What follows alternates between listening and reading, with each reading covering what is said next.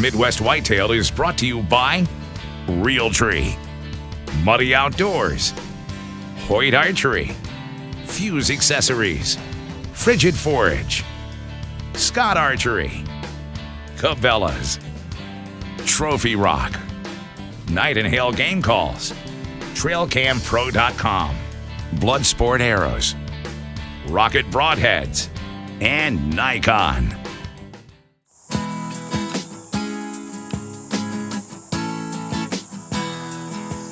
Welcome to Midwest Whitetail. I'm still in the preparation mode here. I'm still a ways away from the start of our hunting. Let's dig into a little bit of the preparation, and I'm going to walk you through what I do with my bow in preparation for the season.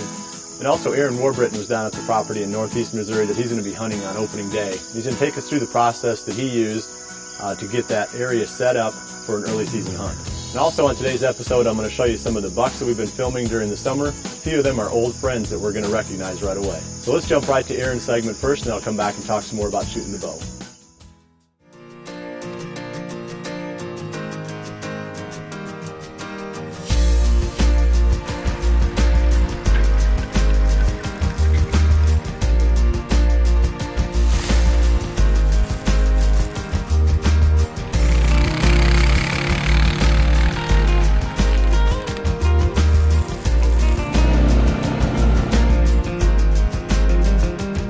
We're in northeast Missouri this weekend. It's August 26th, and as you can see, I've got my Muddy Bloodsport stand on, and my job today is to go out here and find a tree to hang in this food plot.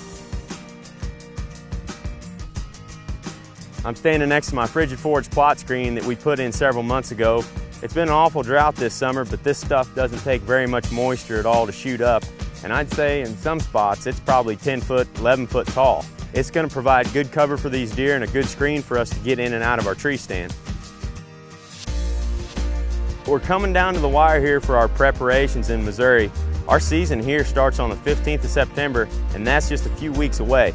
I'm out here looking at our big and beastie food plot that we planted about a month ago, and a lot of the brassicas have come up. They only have had one rain since they've been in the ground.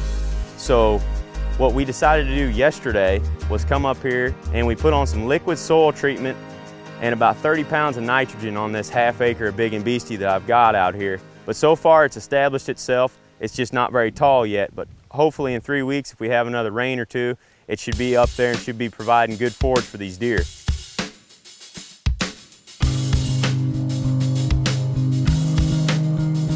We've hunted this food plot for years. It's actually my family farm that I grew up hunting on, and we've had some good luck hunting up here in the past. We usually see a lot of deer during the early season.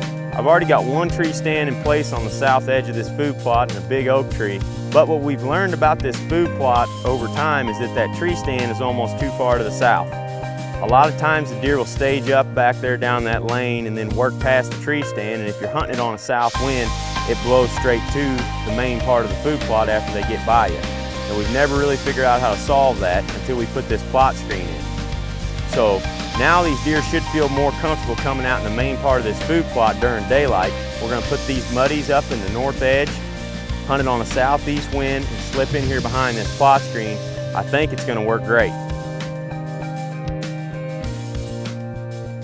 I just put up one of my Bushnell cameras over an established trophy rock lick that we've got down here a couple hundred yards south of this food plot. And what typically happens this time of year is some of the crops start coming out, which pushes a lot of the deer off the neighboring farms over onto this one.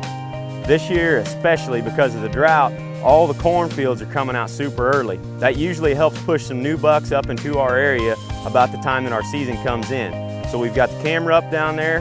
Hopefully when we come back up here the first day of season, we'll check that camera and we'll have some good bucks on it. But that about covers our basic plan for hunting this farm during the early season here in Missouri. Right now, all I've got to do is go get these muddies up in the tree, wait a few more weeks and get in here on the 15th, and hopefully we can get a shot at a good buck. Well, we finally got these stands set up in this tree. We've been trimming shooting lanes. We've got an awesome view over this big and beastie in this food plot. I hope to be right back here in this very tree stand, first day of Missouri season on September 15th.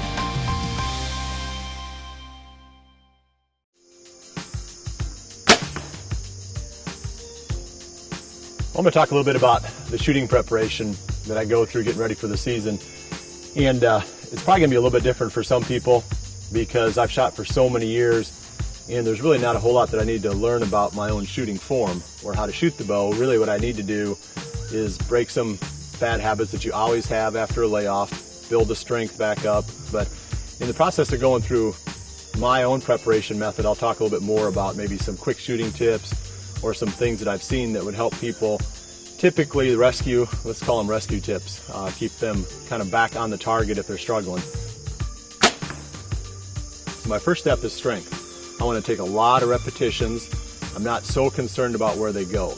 I want to make sure I'm using form, good solid form, but I'm not worried about where the arrows hit the target. I'm just trying to get a lot of shots in. Maybe if I can get in 50 or 60 shots a day for the first week, that really starts to break those muscles down and build them back up stronger. So my next step in the coming week is going to be to transition into some of the more form issues, where I'm starting to address some of the common mistakes that I make every year when I lay off and come back into shooting again. The biggest one for me is the relaxation of my bow hand. It's so critical. If you got any tension in your bow hand, you're going to want to steer that arrow. So I'll work on that. Also, I'll work on the surprise release, and I'll show you one of those real quick. And there's also a product that I've got in my hand here that helps in that regard, and we'll talk about that next. Okay, this is the Scott Wolf release, and if you look at it, it's got a setback trigger. And I've said it a number of times on the show that the deeper into your finger that you can contact the release trigger, the easier it is to create a surprise release because it desensitizes your finger. If you're out on the end of your fingertip with the trigger, you have a lot more dexterity there and a lot more sensitivity. And it's a little bit tougher to just squeeze through and get that surprise release. So if you do nothing else, getting a release like this that you can shorten it up, if you look at it again, you can see 1, 2, 3, 4, 5, 6 different screw holes. So I mean, this thing's adjustable, should be something that you can size to fit just about any hand. Okay, something else, this year I'm testing out and working with the new Bloodsport arrows, and there's a couple different sizes. They've got the HT1, it's a smaller diameter arrow, a little bit heavier. It works with, there's an insert-outsert, but probably the best system for attaching the point is the pure outsert, because that protects the end of the arrow real well, which doesn't allow any of the fibers to split out. A real solid system for an arrow. Smaller diameter does two things for you. One, it limits wind drift. So if you're shooting in a crosswind, the smaller surface area that the wind encounters from the side is going to cause less drift. Also, a smaller diameter arrow, because it doesn't have as much drag going through the target or through the animal, has the potential to create better penetration.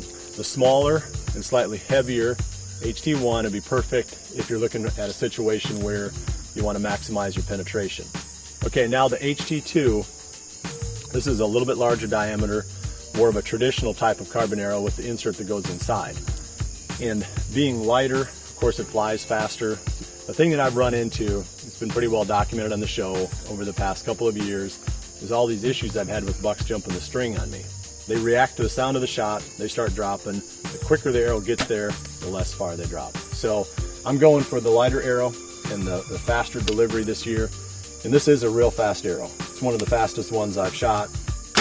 So, not only am I shooting the fastest arrow I can with a fairly heavy drawweight bow, I'm gonna start aiming low. So that's another one of the things I'm doing in preparation this year, is conditioning myself mentally to always aim low when the animal is even the least bit alert. Next, I want to talk about some of the bucks that we filmed this summer, and a couple of them are deer that we've had a lot of history with on the farm, bucks that we haven't necessarily been trying real hard to kill them, but they're deer that have been on the hit list as far as more like management bucks. And one of them goes all the way back to the 2009 season when we were pretty excited about trying to get him. That was a buck that we called Loppy at that time. He was lopsided. He had a pretty full rack on one side and then just sort of a club off the other side. And Loppy made it through 2009. We saw him a bunch that season. 2010, I don't think we saw him. I believe he had a really strange rack that year, almost like a little Christmas tree growing up on one side of his antlers, and I thought that was pretty neat. In fact, I had him pretty high on my hit list with that great big Christmas tree brow tine. We didn't get him, we didn't see him. 2011, I don't believe we saw him in 2011 either. He's been on the farm for quite a while. So here he is back again this year. We filmed him during the summer So I'm sure we're going to put a full court press on Loppy this year and try to get him on the ground. There's another one, we're calling him the Old 10, and we don't know for sure how old this deer is. He's been old ever since we first started finding pictures of him. And again, he's another buck that's just been so nocturnal that I don't believe we've ever seen him during daylight. Maybe one time in the past 3 or 4 seasons. He showed up again. He put on a few inches. He's probably in the upper 150s now. Definitely a buck that we want to try to get. There's another one we call U-Turn, and it's a deer that I had one encounter with last year in the few days that I was hunting. And we figured he was probably maybe 4 years old last year, would likely make the big jump this year from 4 to 5. He had that look about him with some good tine length, a little ranginess to his beams. They had a nice curl to them. That's why we called him U-Turn. Well, he didn't make any headway at all. In fact, he's about exactly the same size this year as he was last year. So that deer has got to be at least 5 years old, so he's on the list. And there was one that Greg filmed up by the cabin that I'm hoping that maybe the kids can get a crack at during the youth season, since we hunt in that area quite a bit that time of the year. He's an older looking deer too, fairly narrow rack but massive. It's got a big point coming off on the inside of the main beam. I'm not sure which deer this is. I don't know that we know this buck from other deer that we've filmed or gotten photos of in the past. So those are just a few of the bucks we filmed this summer. This year we did not film any real giant bucks. And these are all good, solid, nice, mature bucks that we'll be proud to shoot. But we haven't filmed any of those great big ones like we did last year. So that means that when we run the cameras over our corn piles here in the next couple of weeks, for that short period of time, when I try to find out, every single buck that's on the farm, we might find some interesting surprises at that time. We definitely want to try to find back Mr. Bubba. He's a deer that's very high on the hit list. Him and the double G4 buck are the two that I'd be most excited about hunting, and really excited about just filming those deer this season. So anyway, that brings you up to date on some of the bucks, and we'll talk some more about them here over the next couple of weeks as we really start to accelerate these patterning efforts. That's it for today's episode. We'll be back here again next week. I look forward to seeing you here for the next episode of Midwest Whitetail. Remember to always dream big.